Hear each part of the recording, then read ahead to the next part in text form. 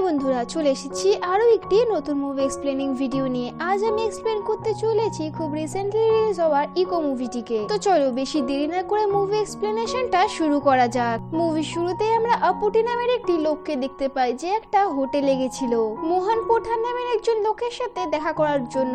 আমরা এখানে জানতে পারি এই মোহনের জঙ্গল যাওয়ার ইচ্ছা হচ্ছে, কারণ তার একটা ফিমেল ডগ রয়েছে যেটাকে কিনা সে জঙ্গলে ছেড়ে আসতে চাচ্ছিল। এই কারণে সে মোহনের সাহায্য নিল। সেই কারণে মোহন এখানে আপুটির সাহায্য নেয় জঙ্গলে যাওয়ার জন্য। তারপর তারা কিছুক্ষণ পরে জঙ্গলে পৌঁছে যায় এবং এদের কথাবার্তাতে একটা নাম উঠে আসে, কুরিয়াচান। কুরিয়াচান এখানে মোহনের খুব ভালো বন্ধু ছিল আর আপুটিও তাকে চিনতো।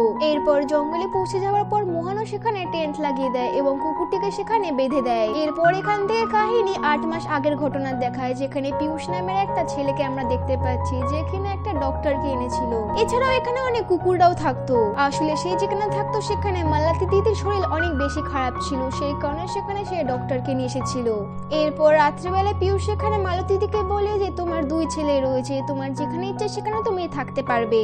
কিন্তু মালতী দিদি এখানে প্রত্যেকবার মতো পিয়ুষকে এখানে মানা করে দেয়। এরপরের দিন এখানে পিয়ুষ বাজারে যাচ্ছিল, তখন তার সাথে এখানে শিব কুমারের সাথে দেখা হয়, যার সাথে কিনা একজন নেভিও ছিল। সেই নাভি এখানে পিয়ুষের সাথে কুরিয়াচানের ব্যাপারে কিছু কথা বলতে চেয়েছিল। এরপর পিয়ুষ এখানে কুরিয়াচানের ব্যাপারে যা যা জানতো সমস্ত কিছু তাকে বলে দেয়। তখন সে তাকে বলে যে তুমি যদি আমাদেরকে সাহায্য করো তাহলে আমরা তোমাকে পয়সা দেবো। আর এখানে আমরা জানতে পারি কুরিয়াচান যে রয়েছে সে এখন গায়েব হয়ে গেছে এবং সবাই এখন তাকে পাগলের মতো খুঁজছে। তারপর সেখান থেকে পিয়ুষ বাড়িতে চলে আসে এবং মালতী দিদি তাকে বলে যে এখানে একটা কুকুর কিছুদিন আগে বাচ্চা দিয়েছে।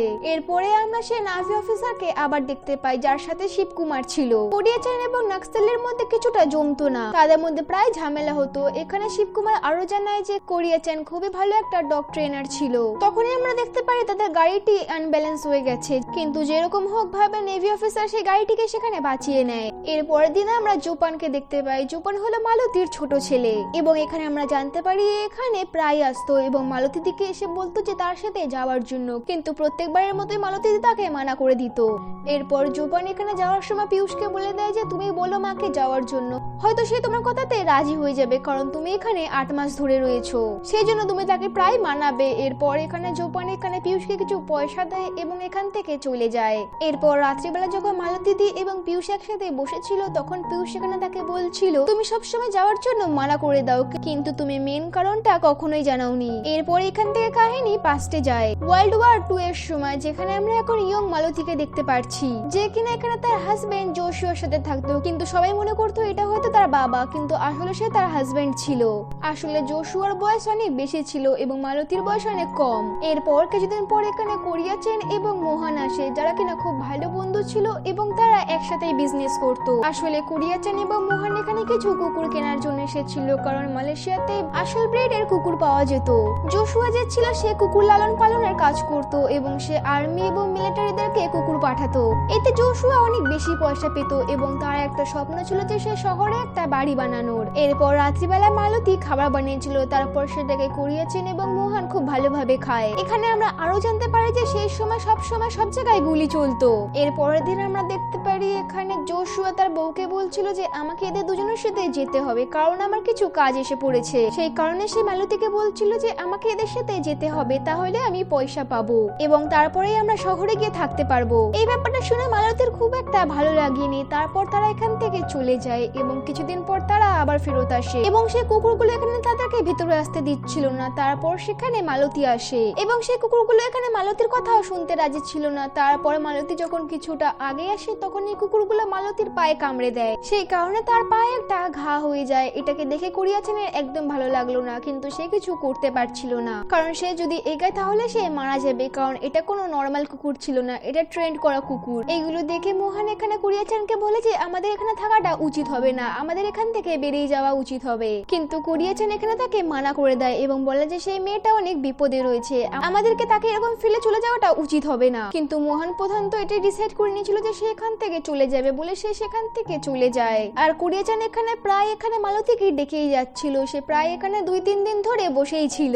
এরপর কিছুদিন পরে এখানে মালতীর জ্ঞান ফেরে এবং সে উঠে এখানে কোরিয়া-চানকে জানায় যে সে এখনো বেঁচে রয়েছে এবং তার পায়ের ঘা অনেক বেশি বেড়ে গেছে। এরপর এগুলোকে দেখে কোরিয়া-চানের মনে হয় যে এখন থেকে একটা বড় স্টেপ নিতেই হবে, সেই কারণে সে তার ব্যাগ থেকে বন্দুক বের করে এবং কুকুরগুলোকে সেখানে শুট করে দেয়। এবং কোরিয়া-চান এখানে মালতীকে বলে যে আমাকে ক্ষমা করে দাও, আমাকে এটা করতেই হয়েছে, আমি যদি এটা না করতাম তাহলে তুমি মারা যেতে, সেই কারণে আমাকে এটা করতে হয়েছে। এখানে আমরা জানতে পারি যে মালতীর লাইফে আর কেউ নেই, সেই কারণে কোরিয়া-চান এখন তার সাথে থাকতে চলেছে। এরপর এখান থেকে যাওয়ার সময় কোরিয়া-চান কিছু ছোট ছোট কুকুরের বাচ্চা দেখতে পারে যেগুলোকে কিনা কিছুদিন আগে জন্ম দেওয়া হয়েছে, কিন্তু কোরিয়া-চান এখানে তাকে মেরে ফেললো না, সে তার সাথে করে এখানে নিয়ে আসে। কিন্তু কোরিয়া-চান এখানে সেগুলোকে মেরে ফেললো না, সে তার সাথে সেগুলোকে নিয়ে ইন্ডিয়াতে চলে আসে। এরপরে আমরা দেখতে পারি শিবকুমার এখানে নেভিকে বলছিল 8 মাস আগে এখানে মোহনের মৃত্যু হয়ে গেছে, সে তার ফিমেল ডগকে নিয়ে এখানে প্রস্নান করার জন্য নিয়ে এসেছিল, কিন্তু সে হঠাৎ করে মারা গেছে, সে খাই থেকে নিচে পড়ে গেছিল এবং 300 ফিট নিচে আমরা তার লাশটিকে পেয়েছিলাম। এরপর আমরা পিয়ুষকে দেখতে পারি যে কিনা বাড়ি ফিরছিল, তখন তার সেখানে দেখা সৌমেন এবং চান্নার সাথে তারা দুজন এখানে পিয়ুষের ব্যাপারে কিছু জানতে পেরেছে। এখানে তারা জানতে পেরেছে যে পিয়ুষের আসল নাম পিয়ুষ না,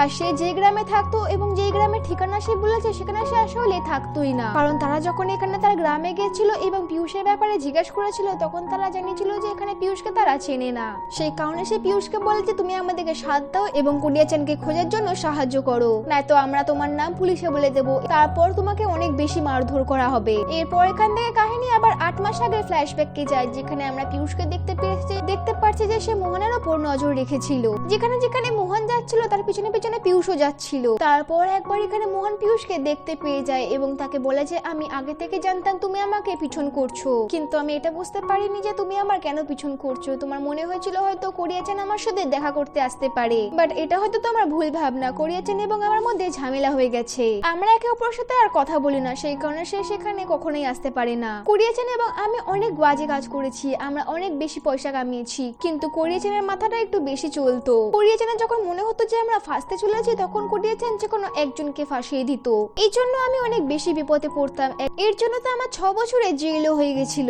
এরপর যখন তারা কথা বলছিল তখন তারা দুজনে মিলে একটা কুকুরের আওয়াজ শুনতে পায়, সেই কারণে তাদের মনে হলো হয়তো কোরিয়া-চান আশেপাশে রয়েছে, সেই কারণে মোহন এখানে তাড়াতাড়ি গিয়ে পাহাড়ের কাছে যায় এবং সেখান থেকে গিয়ে সে দূরবীন দিয়ে দেখা শুরু করে, তখন সেখানে পিছন থেকে দুটো কুকুর আসে এবং সে মোহনকে এখান থেকে খাই থেকে ধাক্কা মেরে দেয়।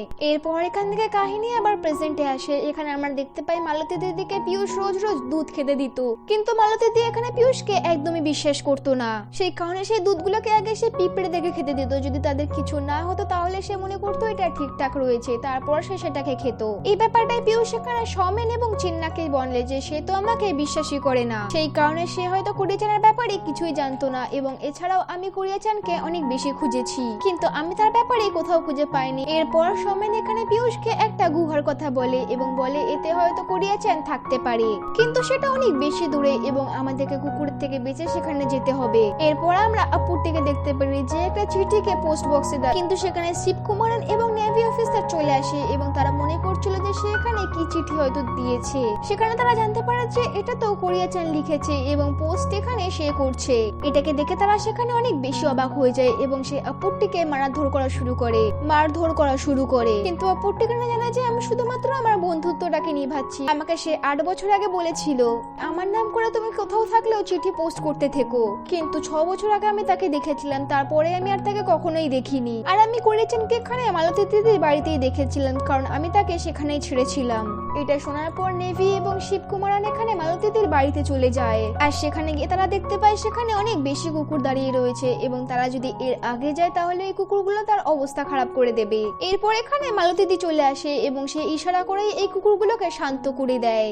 এরপর এখান থেকে নাভি অফিসার এবং শিবকুমারন এখানে মালতী দিদির কাছে মোহনের কথা জিজ্ঞাসা করে, তখন মালতী দিদি তাকে জানায় যে হ্যাঁ সে একবার এখানে এসেছিল। অন্যদিকে আমরা এখানে পিয়ুষ, সৌমেন এবং চিন্নাকে দেখতে পাই যারা কিনা সেই জঙ্গলের রাস্তা দিয়ে সেই গুহার দিকে যাচ্ছিল, যেখানে তাদের মনে হচ্ছিল হয়তো কোরিয়া-চান থাকতে পারে, কিন্তু তাদের কাছে জলের পরিমাণ কম ছিল, সেই কারণে তাদের অবস্থা অনেক বেশি খারাপ হয়ে যাচ্ছিল। এখানে মালতী দিদি জানায় যে 6 বছর আগে এখানে মোহন এসেছিল এবং সে কোরিয়া-চানের ব্যাপারে জিজ্ঞেস করছিল, কারণ কোরিয়া-চান নাকি তাকে ধোকা দিয়েছিল ব্যবসায়, সেই কারণে সে বদলা নেওয়ার জন্য এখানে এসেছিল। সেই কারণে সে তার রাগটাকে মেটানোর জন্য এখানে এসেছিল, কিন্তু সে কোরিয়া-চানকে এখানে আর পায়নি। সেই কারণে মোহন এখান থেকে চলে যাচ্ছিল, কিন্তু যাওয়ার সময় তাকে বলে যে তোমার যে আসল বর ছিল সে কোনো মারা যায়নি, সেকে কোরিয়া-চানই জেলে পাঠিয়েছিল। আর এটা আমাদের দুজনেরই প্ল্যান ছিল, কারণ আমাদের দুজনেরই তোমাকে অনেক বেশি পছন্দ হয়েছিল। কিন্তু পরে এই প্ল্যানটি চেঞ্জ হয়ে যায় এবং কোরিয়া-চান বদলে গেল এবং তুমি কোরিয়া-চানের সাথে থাকতে লাগলে। আমরা জানি না যে জোশুয়ার কত বছরের জন্য জেল হয়েছিল, এখন হতে পারে তো হয়তো সে এখনো পর্যন্ত মারা গেছে। এগুলো শোনার পর এখানে মালতীদের অনেক বেশি খারাপ লাগে, কারণ কোরিয়া-চান এখানে তাকে ধোকা দিয়েছে। এরপর কিছুদিন পর এখানে মালতীদের কাছে কোরিয়া-চান আসে এবং মালতীদি তাকে জানায় যে কিছুদিন আগে মোহন এসেছিল এবং সে অনেক বেশি রাগের মাথায় ছিল। কিন্তু কোরিয়া-চান এখানে তাকে জানায় যে এখন আর সে আসবে না, কারণ এখন তো সে জেলের হাওয়া খাচ্ছে, কারণ 6 বছরের জন্য আমি তাকে জেলে পাঠিয়ে দিয়েছি। এই সমস্ত কিছু শোনার পর এখানে মালতীদি তাকে জানায় যে জোশুয়াকে তুমি জেলে পাঠিয়েছো, আমি সমস্ত কিছু জানতে পেরে গেছি। এগুলো শুনে এখানে কোরিয়া-চান অনেক বেশি অবাক হয়ে যায় এবং তাকে বলতে লাগলো যেটা হয়ে গেছে সেটা হয়ে গেছে, এই সমস্ত কিছু আমি ভালোবাসার জন্য করেছিলাম, সেই কারণে তোমাকে এখন এই সমস্ত কিছু ভুলতে হবে। এরপর এখান থেকে কাহিনী আবার প্রেজেন্টে চলে আসে, যেখানে নেভি এখানে মালতীর দিকে বলছিল যে তোমার পিয়ুষের থেকে বেঁচে থাকা উচিত, কারণ যে এখানে পিয়ুষ নামে রয়েছে সে আসলে পিয়ুষই না, তার নকল পরিচয়ে সে এখানে থাকছে, সেই কারণে সে তোমার সাথে যা কিছু খারাপ করতে পারে, সেই কারণে তোমাকে এখানে সাবধানে থাকতে হবে। অন্যদিকে আমরা জঙ্গলে দেখতে পারি পিয়ুষ এখানে সেই দুজনকে অজ্ঞান করে দিয়েছে, কারণ তার জলের মধ্যে কিছু সে মিশিয়ে এনেছিল এবং সেই জলটিকে সে তারা দুজনকে খাবিয়ে দেয়, সেই কারণে তারা সেখানে অজ্ঞান হয়ে যায় এবং পিয়ুষ সেখানে তাকে সেই জঙ্গলে গাছের সাথে বাঁধতে লাগে। তখন এই সময় এখানে দাঁড়িয়ে ওঠে এবং বলে যে তোমার প্ল্যানেই তুমি ফেসে গেছো, আমরা দুজনেই আসলে ফরেস্ট অফিসার আর কোরিয়া-চানকে খোঁজাই আমাদের উদ্দেশ্য ছিল, কিন্তু আমরা আসলে জানতে চেয়েছিলাম যে কোরিয়া-চানকে আসলে কে প্রোটেক্ট করছে। এখানে আমরা জানতে পারি আসলে কোরিয়া-চানকে এখানে পিয়ুষই প্রোটেক্ট করছিল। তারপর এখানে সোমেন এবং পিয়ুষের মধ্যে অনেক বেশি মারামারি হয়, তাদের মারামারি এত বেশি বেড়ে যায় যে পিয়ুষ এখানে সোমেনকে মেরে ফেলে। এরপর রইল চেন্না, পিয়ুষ এবং চেন্নার মধ্যে অনেক বেশি মারামারি হচ্ছিল, কিন্তু সেখানে একটা সাপ এসে চেন্নাকে কামড়ে দেয়, যেটা কিনা অনেক বেশি বিষাক্ত ছিল। এরপর শিবকুমার এবং নাভি যখন এখানে মালতীদের বাড়ি থেকে ফিরে আসছিল তখন আমরা দেখতে পাই তখন শিবকুমার এখানে নাভিকে জানায় যে সবাই বলতো কোরিয়া-চান এখানে জঙ্গলের কোনো একটা গুফার মধ্যে লুকিয়ে রয়েছে, আর হতে পারে সেই কুকুরগুলো তাকে প্রোটেক্ট করছে, কিন্তু এটাও হতে পারে এই কুকুরগুলোকে সে না অন্য কেউ প্রোটেক্ট করছে, আর সেটা আর কেউ না মালতী দিদি, কারণ কেউ যদি কোথাও লুকিয়ে থাকে তাহলে সে কখনো না কখনো সেখান থেকে বেরিয়েই আসবে, আর যদি তাকে সেখানে বন্দি করে রাখা হয় তাহলে তো তার আসার কোনো কথাই ওঠে না। এরপর পিয়ুষ সেখানে বাড়ি চলে আসে এবং সে সেখানে এসে কিছু বাস দেখতে পায় যেগুলো কুকুরগুলোর সাথে খাবার নিয়ে যাওয়া আসা করে, কিন্তু সেখানে পিয়ুষ একটা জিনিস নোটিস করে যে সেখান থেকে কেউ খাবার খুব রিসেন্টলি নিয়ে গেছে, কারণ তার মধ্যে খাবারগুলো এখনো টাটকা ছিল।